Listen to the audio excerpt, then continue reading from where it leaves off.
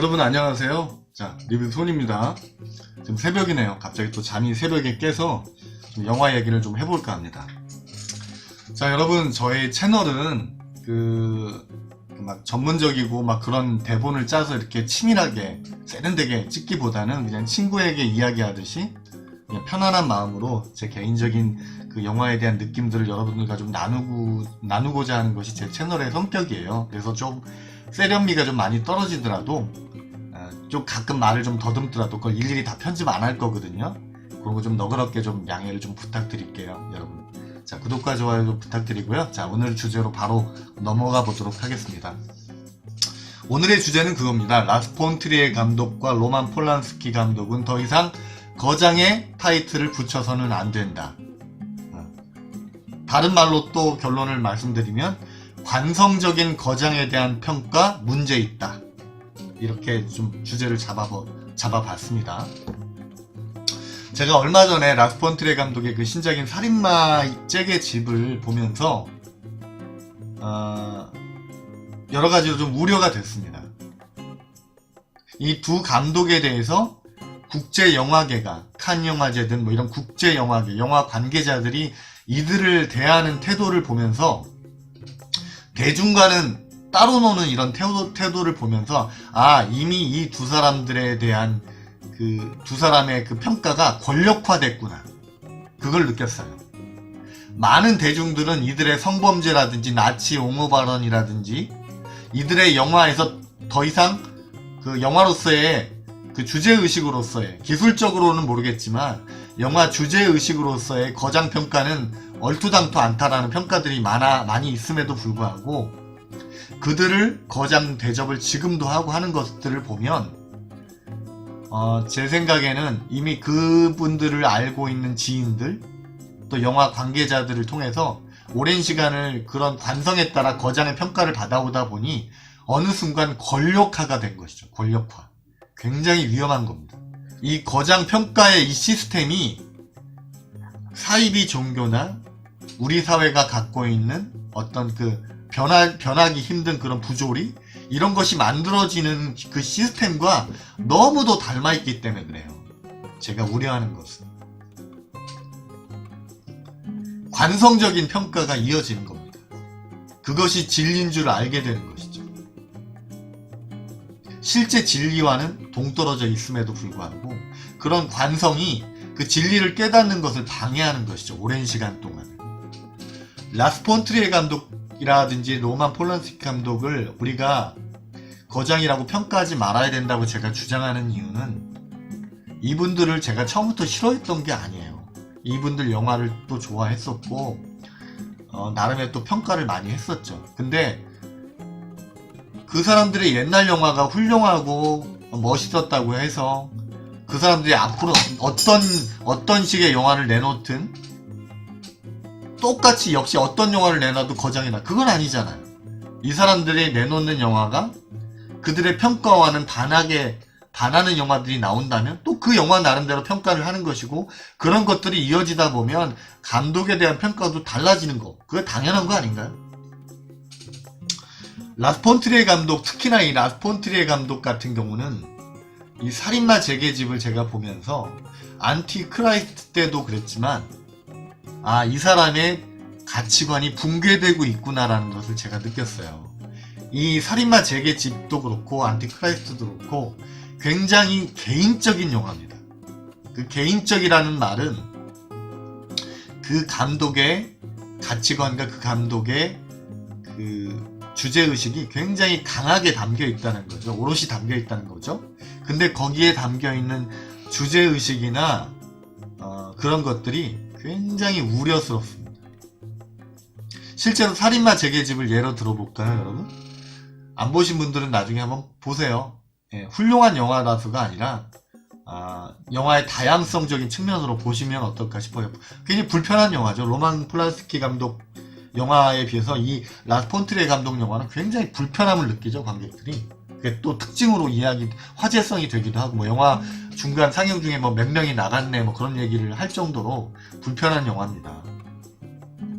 살인마 잭의 집이라는 거에서 그 연쇄살인마 잭이 자신의 살인을 이야기하면서 사신에게 지옥으로 이끄는 그 노인 사신이 등장하죠. 그 두 사람의 이 대화를 통해서 또 중간중간 그 살인의 행적에 대해서 이야기하면서 영화가 진행이 돼요. 근데 이 살인마 잭은 살인을 예술작품으로, 거기에도 히틀러가 나옵니다. 이 사람 히틀러 옹호 발언을 했죠. 히틀러가 나와요. 히틀러 이야기가. 단순히 영화에 머물지 않는 겁니다.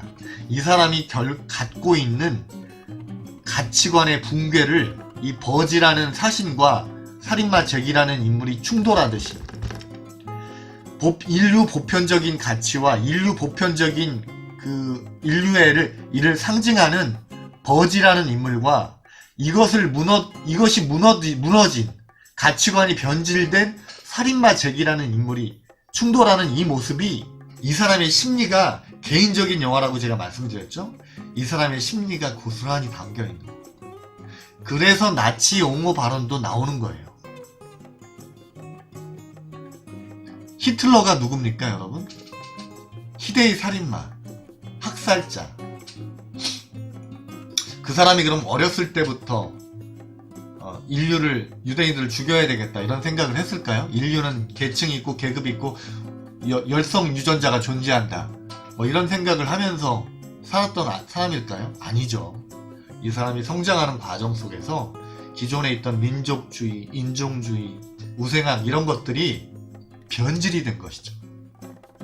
마치 여러 바이러스들이 결합하면서 슈퍼 바이러스라고 하는 변이를 통해 이제는 항생제도 먹히지 않는 사람들을 해치는 슈퍼 바이러스가 탄생하듯이 히틀러라고 하는 희대의 바이러스가 탄생하게 된 것이죠. 거기에 플러스 알파로 독일 국민의 전폭적인 신에 가까운 절대적인 지지를 등에 업고 이런 말도 안 되는 학살을 벌일 수 있게 된 것이죠. 그래서 위험한 거예요. 왜 라스트 폰 트리에 감독이 히틀러라는 인물에 대한 공감대를 갖게 됐을까요? 똑같은 겁니다. 이 사람이 라스트 폰 트리에 감독 영화가 처음부터 막 규계하고 막 인류 보편적인 사회 가치에 막 반하고 그러지 않았어요, 여러분. 근데 변질이 된 거예요. 실제로 이 라스트 폰 트리에 감독 같은 경우는 대중에도 많이 알려져 있지만 정신병자입니다. 우울증을 심하게 앓고 있고요. 이 안티크라이스트라는 작품을 찍기 전에도 병원에서 몇 개월을 있다가 나와서 찍은 거예요. 그 스태프들한테도 그 히스테리가 말도 못했다라는 그런 불평을 들을 정도로 정신적으로 막 갑자기 눈물을 막 펑펑 울기도 하고, 그런 이 사람의 그 정신병적인 그 일화들이 많아요. 그리고 이 사람과 같이 작업을 했던 여배우들은 아주 거의 막 학을 띠죠. 다시는 이 사람과 작업 안 하겠다고 할 정도로 학을 띱니다. 비오크 같은 경우는 성희롱을 하려고 했다고까지 폭로를 했죠. 자신을 여러 번. 마치 로만 폴란스키 감독이 미성년자에 대한 범죄를 저지르고 몇십 년을 도망 다녔잖아요.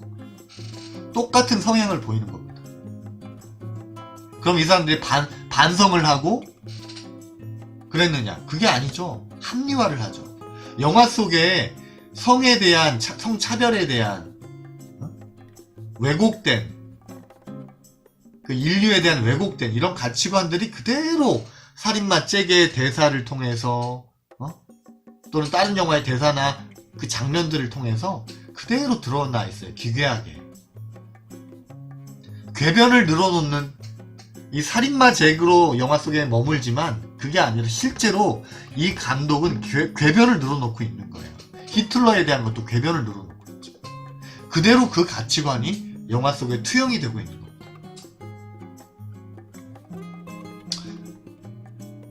근데 이 사람들을 우리가 거장으로 대접하자고요? 말도 안 되는 얘기인 거예요. 그냥 그렇다고 이 사람들을 저희가 딸을 시키자, 영화 제작 못하게 하자, 이건 아니에요. 군대에도 고문관이라고 있잖아요. 그 집단의 사회성에 반하는 인물, 위험한 인물, 위험한 가치관을 갖고 있는 인물, 조직을 파괴할 인물, 그런 인물들을 우리가 흔히 고문관이라고 표현을 하잖아요. 고문관이라고 해가지고 우리가 그 사람들을 못 살게 굴고 막 제재를 가하고 그래야 될까요? 아니죠. 더 애정을 가지고 그 사람들을 예의주시하고 그 사람들이 어떤 다른 사람들에게 피해주는 일이 발생하지 않도록 예의주시를 하는 거죠. 안전장치들을 만들고 치료받게 해주고. 마찬가지입니다. 라스 폰트리에 감독과 로만 폴란스키 감독은 존경받을 인물들은 절대 아니에요. 거장이라는 말 앞에 흔히 수식어가 뭐가 붙어요? 훌륭한 거장, 대단한 거장. 마치 거장이라 그러면 굉장히 훌륭한 사람으로 우리가 생각을 하게 되잖아요. 왜? 인류 보편의 가치관에 도움이 되고 우리가 깨닫지 못했던 것들을 깨닫게 해주는 주제의식을 담고 있기 때문에 영화적으로 그런 어떤 여운을 주기 때문에 정말 대단한 감독이다라고 평가를 하는 거잖아요. 근데 라스 폰트리에와 로만 폴란스키는 아니라는 거죠. 우리가 다양성으로 보고 이런 사람도 있네, 이런 염세적으로 어둡게 영화를 만드는 사람들도 있네 라고 그냥 보고 영화 기술적으로 보고 평가하고 말아야 되는 거지, 이 사람들을 훌륭한 거작이라고 취급하고 막 영화 심사위원으로 막 위촉을 하고 그건 아니라는 거예요. 관행적인, 관성적인, 독일 국민이 히틀러에게 맹목적인 지지를 보냈던 것처럼 그렇게 돼서는 안 된다는 겁니다. 왜 우리가 정신병을 앓고 있는 가치관이 붕괴된 사람을 거장으로 떠받들어야 됩니까? 그건 아니죠. 굉장히 잘못된 겁니다. 이게 한번 관성화되고 권력화되다 보면 그걸 바꾸는 데는 엄청나게 오랜 시간이 걸려요. 우리나라 지금 돌아가는 거 보세요, 여러분. 과연 1, 2년 만에 우리나라의 그 부조리한 면들, 적폐들이 사라질까요? 아니죠. 굉장히 오랜 시간이 걸릴 겁니다. 공감하시죠? 오랜 시간이 걸릴 거예요. 그래서 이런 관성적으로 건강하지 못한 가치관을 갖고 있는 사람들이 권력화되는 것에 대해서 저는 위험하다고 발언을 하는 겁니다. 사회에 악영향을 미칠 수가 있기 때문에 그래요. 우리나라도 이제는 건강한 가치관을 고민하고 건강한 가치관을 우리나라의 기조로 삼는 대통령이 나와야 돼요. 그런 대통령들이 계속 이어져야 됩니다. 아무리 잘못을 하고 범죄를 저질러도 우리나라를 잘 살게 해주면, 돈을 벌게 해주면 용서가 되는 이런 가치관을 주입을 해서 그 가치관이 마치 진리인 양, 그래서 마치 강도가 총칼을 들고 들어온 강도가 이제부터 이 집 주인은 나야, 대신 내가 너네들 좋은 반찬을 먹게 해줄게, 용돈 줄게. 그럼 훌륭한 강도인가요, 여러분? 막 동상 세워가지고 훌륭한 강도님 이러고 우리가 살아온 거예요. 그게 진리이냐? 이 물질주의적인 건강하지 못한 가치관을 우리가 진리인 양 떠받들다 보니까 돈에 관련된 폐륜, 돈에 관련된 경제사법, 이런 사람들이 사회를 바꾸는 그런 세상이 된 겁니다. 왜 삼성을 건들질 못해요? 권력화됐잖아요. 삼성이 어떤 범죄를 저질러도 무슨 우리나라 경제에 미치는 영향이 안 좋고 어쩌고 하면서 자꾸 면죄부를 주려고 해요? 왜 진리를 가리려고 해요? 권력화된 겁니다. 제가 그래서 이 영화 권력이 이런 건강하지 못한 가치관을 갖고 있는 사람들을 거장이라고 하면서 관행적으로, 관성적으로 권력화하는 것이 영화계뿐만이 아니라, 영화는 대중들이 보는 매체잖아요. 대중들의 가치관에도 악영향을 미친다는 거예요. 거장으로 평가를 받아서는 안 되는 인물이라는 겁니다. 왜 이런 사람들의 영화에 5개국 막 합작 영화, 왜 여러 나라 사람들이 거장 대접을 해주냐고요. 우리의 인류 질서와 인류의 보편적인 가치를 해치는 영화들을 자꾸 만드는데 왜 그 가치관에 우리가 동조를 해줘야 됩니까? 힘을 실어줘야 됩니까? 잘못된 거예요, 여러분. 냉정하게 평가할 건 평가를 해야 되는 겁니다. 저는 개인적으로 그래서 라스 폰트리에와 로만 폴란스키 감독은 절대로 거장 평가를 받아서는, 지금의 이 두 사람은 거장 평가를 받아서는 안 되는 인물이다. 로만 폴란스키가 그 미성년자 성폭행에 대해서 처벌받았나요? 국가가 나서서 그 사람을 보호하려고 해요. 미친 짓이죠. 과연 자기 딸이라면 그런 걸 용납했겠습니까? 미친 짓인 거예요. 제정신 차려야 되는 거예요. 그래서 기괴한 영화를 만든다고 해서 기괴한 가치관을 갖고 있는 사람들이 아니에요, 여러분. 제가 얼마 전에 경계선이라는 영화를 엄청나게 좋은 평가를 했잖아요. 영화 보면 상당히 기괴합니다. 트롤이 등장하죠. 성기에 이상한 것들이 막 튀어나오고. 하지만 그 영화가 담고 있는 주제의식은 건강하단 말이죠. 인간들이 갖고 있는 외모에 집착하는 선입견, 편견, 그런 것을 우회적으로 비판하고 있는 영화죠.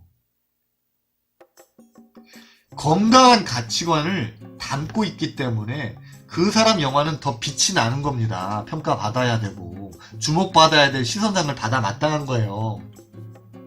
그런 훌륭한 감독들이 많은데, 그런 작품들이 많은데, 그런 작품들을 거장이라고 하고 우리가 박수를 쳐줘야지, 이런 히틀러를 옹호하려는 그런 생각 궤변에 빠져있는 그 사람들의 가치관을 담은 영화를 거장의 영화다라고 박수를 쳐줘요? 미친 짓입니다. 미친 짓. 같이 미치자고 하는 짓이죠. 정신 차려야 돼요. 제가 곁들여서 또 얘기를 해볼까요? 우리나라 영화계 여러분, 연예인들 중에서 여러분들이 몰라서 그렇지 제가 전에 한번 얘기한 것 같은데, 들으면 뜨악할 성범죄를 저지른 분들이 계셔요. 지금도 왕성히 활동하고 훌륭하다는 얘기를 듣는 연예인분들 중에 예전에 우리가 10대, 20대 분들은 몰라서 그렇지 미성년 성범죄에 관련된 전과가 있는 분도 계시고요. 네, 지금 들으면 뜨악할, 이미지가 완전히 깨져버릴 범죄의 전력이 있는 분들이 계셔요. 제가 실명을 거론하진 않겠습니다. 근데 우리는 영화를 보다 보면 멋지고 세련된 역할들을 막 하다 보면 그 이미지만 보기 때문에 그 사람도 훌륭할 거다라는 착각에 빠지죠. 그래서 오랫동안 그 사람을 지켜봐야 됩니다. 제가 말씀드린 그런 범죄 전력이 있는 분들 얘기를 굳이 안 하려고 하는 이유는 그냥 제 느낌은 그분들은 그 범죄를 통해서 뭔가 깨달음을 얻고 삶의 자세가 조금은 그래도 진지해졌다라는 느낌을 받아서 더 얘기를 안 하려고 하는 거예요. 제가 아까 말씀드렸죠? 완벽한 인간은 없어요, 여러분. 하지만 그 실수나 범죄를 통해서 내가 대가를 치르고 성숙해지려 하고 책임지려 하고 좀 더 인생을 바라볼 때 깊이가 있어지려고 하는 그런 길로 가는 사람과 로만 폴란스키나 그 라스폰트리에처럼 궤변에 가까운 변명을 늘어놓으면서 오히려 부정적이고 그 좋지 않은 가치관으로 나아가는 사람들, 뻔뻔해지는 사람들이 있다라는 거예요. 그래서 우리의 평가는 더 냉정해져야 되는 겁니다. 이 연예계는 일반 사회와 틀리게 냉정하기도 엄청 냉정하지만 관용적이기도 해요. 엄청 관용적인 곳이에요. 이 공존합니다. 냉정함과 관용성이. 생각해보세요, 여러분. 신정환 씨를 좀 예로 들어볼까요? 대중들은 그런 범죄를 저질렀음에도 불구하고 2번씩이나 그를 용서해줬어요. 사회에선 씨알도 안 먹힐 얘기죠. 그리고 최근에 또 한번 또 연예계로 돌아오셨었잖아요. 지금 어떻게 활동하시는지는 모르겠습니다만. 대중들은 우리나라 연예계는 굉장히 냉정하면서도 굉장히 관용적인 것이 또 사실이에요. 그걸 감사하게 생각하고 자신의 실수를 통해서 반성하는 모습을 보이고 진지하게 사과를 하고 또 삶의 진지한 모습을 계속 꾸준히 보여주다 보면 그 관용성이 그 사람에게 또 다른 기회를 준단 말이죠. 어마어마한 범죄가 아닌 이상. 근데 뻔뻔하게 속죄하는 모습을 보이기는커녕 궤변을 늘어놓고 거짓말하고 그런 분들 요즘에도 많이 있죠. 그 성범죄에 대해서 변명만을 늘어놓는. 그러니까 대중이 더 용서가 안 되는 거예요. 대중을 바보로 하니까. 자기가 성숙의 길로 나아가면 언젠가 대중들은 기회를 줍니다. 우리나라 특히 연예계는. 네. 그런 실수를 하신 분들이라면 그런 면을 꼭 참고하시기 바래요. 우리나라 연예계나 대중은 상당히 관용적이니 내가 건강해지기만 하면, 건강하려 노력하면 나에게도 기회를 줄 것이다. 다시 그런 믿음을 갖기 바랍니다. 뻔뻔해지지 말자고요. 적어도. 자, 하여튼 오늘 라스 폰 트리에와 로만 폴란스키 감독이 거장 취급을 받는 것이 여러가지 사회적으로도 우려스럽고 올바른 일이 아니다라는 얘기를 좀 장황하게 이렇게 저렇게 좀 해봤습니다. 살인마 재개집을 보실 수 있으면 보세요. 제가 권해드리고 싶은 마음은 없습니다.